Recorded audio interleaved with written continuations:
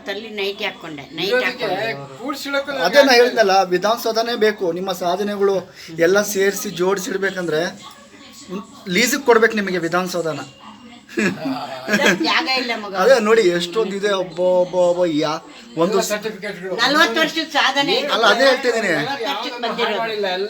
ಎಲ್ಲ ಇಟ್ಟಿದ್ದಾರೆ. ಹಳೆ ಮನೆ ಇದು, ಜಾಗ ಇಲ್ಲ.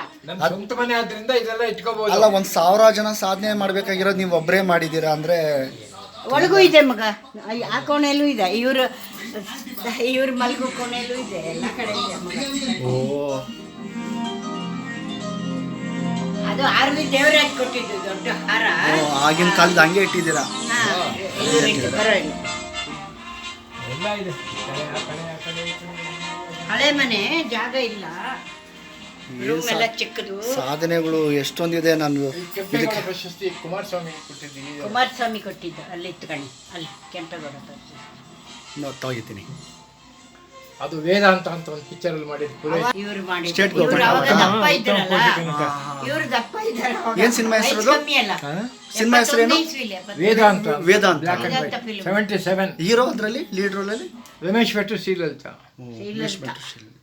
ಇದು ನಮ್ಗೆ 60ಕ್ಕೆ ಅವಾಗ ಅದು ಮಾಡಿಸಿ ಫಂಕ್ಷನ್ ಮಾಡಿ ಕಲಾಕ್ಷೇತ್ರ, ರವೀಂದ್ರ ಕಲಾಕ್ಷೇತ್ರ. ಆಕ್ಚುಲಿ ಅದು 60ಗೆ ನಿಮ್ಮ ಆನಿವರ್ಸರಿ ತರ ಇಲ್ಲ, 16ಕ್ಕೆ ಆನಿವರ್ಸರಿ ತರ ಇದೆ ಅದು. ಅದು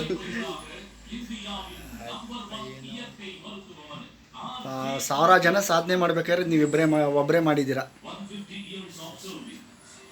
ನೋಡಿ ತುಂಬಾ ಜನ ಇವರಿಂದ ಮುಂದೆ ಬಂದಿದ್ರು. ಎಲ್ಲ